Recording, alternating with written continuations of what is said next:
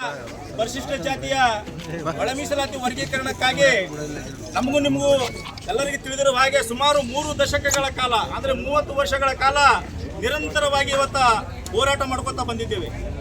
ಅದರ ಪ್ರತಿಫಲವಾಗಿ ಇವತ್ತು ದೇಶದಲ್ಲಿ ಮಾನ್ಯ ಉಚ್ಚ ನ್ಯಾಯಾಲಯ ಒಂದು ಐತಿಹಾಸಿಕ ತೀರ್ಪವನ್ನ ಹೋದ ವರ್ಷ ಆಗಸ್ಟ್ 1 ಇವತ್ತಿಗೆ 1 ವರ್ಷ ಆಯ್ತು, ಒಂದು ಐತಿಹಾಸಿಕ ತೀರ್ಪನ್ನು ಕೊಡ್ತು.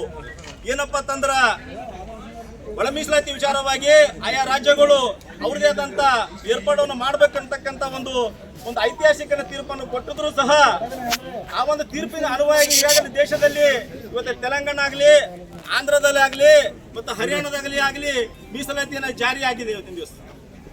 ಆದ್ರೆ ಕರ್ನಾಟಕದಲ್ಲಿ ಮಾತ್ರ ಒಂದು ದತ್ತಾಂಶದ ಕೊರತೆ ಇದೆ.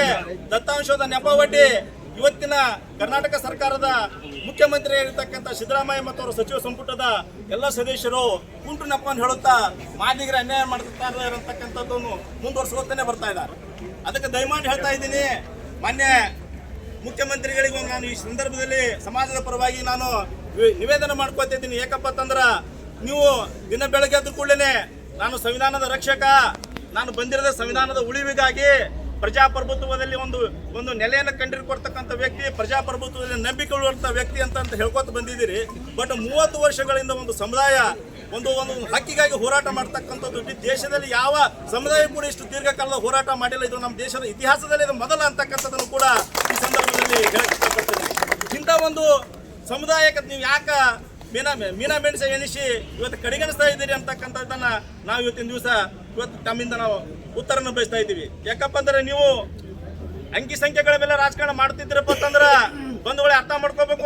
ಮಾನ್ಯ ಮುಖ್ಯಮಂತ್ರಿಗಳೇ, ಈಗಾಗಲೇ ಈ ರಾಜ್ಯದಲ್ಲಿ ಅನೇಕ ಪರಿಶಿಷ್ಟ ಜಾತಿಗೋಸ್ಕರ ಅನೇಕ ಅಧ್ಯಯನಗಳನ್ನು, ವರದಿಗಳನ್ನು, ಆಯೋಗಗಳನ್ನು ರಚನೆ ಮಾಡಿದ್ದೀರಿ. ಇವತ್ತು ಹಾವನೂರ ವರದಿಯಿಂದ ಹಿಡಿದು ಇವತ್ತು ಸದಾಶಿವ ಆಯೋಗಗಳ ಜೊತೆಗೂಡಿ ಇವತ್ತು ಜಸ್ಟಿಸ್ ನಾಗಮೋಹನ್ ದಾಸ್ ವರದಿ ಅವರು ಕೂಡ ಆದರೂ ಕೂಡ ಕಾಂತರಾಜ್ ವರದಿ ಕೂಡ ಆದರೂ ಕೂಡ ಮಾದಿಗರ ರಾಜ್ಯದಲ್ಲಿ ನಂಬರ್ 1 ಅಂತಕ್ಕಂಥದ್ದನ್ನು ಕೂಡ ಇವತ್ತು ಸಾಬೀತಾಗಿದೆ. ಆದರೂ ಕೂಡ ಇಷ್ಟೊಂದು ಬಹುಸಂಖ್ಯಾತ ಇರ್ತಕ್ಕಂಥ ಮಾದಿಗರಿಗೆ ನೀವು ಯಾಕೆ ಅನ್ಯಾಯ ಮಾಡ್ತಕ್ಕಂತೀರಿ ಅಂತಕ್ಕಂಥದ್ದನ್ನು ಕೂಡ ಇಲ್ಲಿ ನಮ್ಗೆ ಯಕ್ಷ ಪ್ರಶ್ನೆಗೆ ಕಾಡ್ತಾ ಇದೆ. ದಯಮಾಡಿ ಹೇಳ್ತಾ ಇದ್ದೀನಿ ಮುಖ್ಯಮಂತ್ರಿಗಳೇ, ಇನ್ನೂ ಕಾಲ ಮಿಂಚಿಲ್ಲ. ಈಗಾಗಲೇ ಜಸ್ಟಿಸ್ ನಾಗಮೋಹನ್ ದಾಸ್ ವರದಿ ತಯಾರಾಗಿದೆ.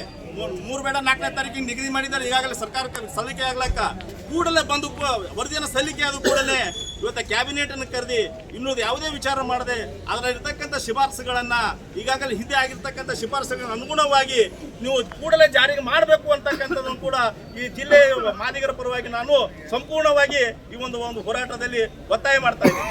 ಅದಕ್ಕೆ ಬಂಧುಗಳೇ, ಇವತ್ತಿನ ದಿವಸ ಇವತ್ತು ಹೋರಾಟವನ್ನು ಕರೆದಿರ್ತಕ್ಕಂಥ ಒಂದು ಹೋರಾಟದಲ್ಲಿ ಇವತ್ತು ಸಿಂಧಿಗೂ ಕೂಡ ಅನೇಕ ನಾವು 100 ಒಳ ಮೀಸಲಾತಿ ಹೋರಾಟಗಾರರು ಈ ನಿಮ್ಮೊಂದು ಹೋರಾಟಕ್ಕೆ ಭಾಗವಹಿಸಿದ್ದೀವಿ ಅಂತಕ್ಕಂಥ ಕೂಡ ಈ ಸಂದರ್ಭದಲ್ಲಿ ಹೇಳುತ್ತಾ, ಇವತ್ತು ಕೇವಲ ನಾವು ನೀವು ಅಷ್ಟೇ ಒತ್ತಾಯ ಮಾಡೋದು ಬೇಕಾಗಿಲ್ಲ. ಈ ರಾಜ್ಯದಲ್ಲಿ ಪ್ರತಿಯೊಬ್ಬರು ಮಾದಿಗರನ್ನ ಹೊಟ್ಟು ತಗೊಂಡು MLA ಆಗಿದ್ದಾರೆ. ಇವತ್ತು ನಮ್ಮ ಮತಕ್ಷೇತ್ರದಾಗ ಇವತ್ತು ನಾವೆಷ್ಟು ಕೇಳಬೇಕು, ನಾವೆಷ್ಟು ಒತ್ತಾಯ ಮಾಡ್ಬೇಕಂತೇನು ಈ ವಿಚಾರ ಇಲ್ಲ. ಯಾಕಪ್ಪ ಅಂದ್ರೆ ನಮ್ಮ ಓಟ್ ಪಡ್ಕೊಂಡು ನಮ್ಮನ್ನಿಂದ ಆಡಳಿತ ಮಾಡ್ತಕ್ಕಂಥ ಇವತ್ತು MLAಗಳದಾರ, ಮಿನಿಸ್ಟ್ರುಗಳದಾರ. ಅವರು ಕೂಡ ಇವತ್ತು ನಮ್ಮ ಈ ಒಂದು ಹೋರಾಟಕ್ಕೆ ಈ ಬರ್ತಕ್ಕಂಥ ಸೆಷನ್ದಲ್ಲಿ ಧ್ವನಿ ಎತ್ತಬೇಕು, ನಮ್ಮ ಜೊತೆಯಾಗಿ ನಿಲ್ಲಬೇಕು. ಒಂದು ವೇಳೆ ನಿಲ್ಲದೆ ಹೋದ್ರ ನೀವೇನಾದ್ರೂ ಮತ್ತೆ ಈ ಮಾದಿಗರ ಒಂದು ತಾಳ್ಮೆ ನೀವು ಪರೀಕ್ಷೆ ಮಾಡ್ಕೊತೇ ಹೋದಿದಪ್ಪ ಅಂತಂದ್ರ ಇನ್ನು ಮುಂಬರುವ ದಿನಗಳಲ್ಲಿ ನಿಮಗೆ ಕಷ್ಟ ಆದ, ನಿಮಗೆ ಒಂದು ವಿದಾಯದ ಸಂಕೇತ ನಾವು ಕೊಡ್ತೀವಿ ಅಂತಕ್ಕಂಥ ಮಾತನ್ನ ಈ ಸಂದರ್ಭದಲ್ಲಿ ಹೇಳುತ್ತಾ, ಇವತ್ತು ನನಗೂ ಕರೆಸಿ ಈ ಒಂದು ಹೋರಾಟದಲ್ಲಿ ಭಾಗಿಯಾಗಿ ಮಾತಾಡಲಾಕ ಸಿಂಧಗಿ ವತಿಯಿಂದ ಅವಕಾಶ ಮಾಡಿಕೊಟ್ಟಿರ್ತಕ್ಕಂಥ ಎಲ್ಲ ನನ್ನ ಜಿಲ್ಲಾ ಪ್ರಮುಖ ಅಣ್ಣವರಿಗೆ ಒಂದು ಧನ್ಯವಾದವನ್ನು ಹೇಳುತ್ತಾ ನಾನು ಮುಗಿಸುತ್ತೇನೆ. ಜೈ ಹಿಂದ್, ಜೈ ಹಿಂದ್.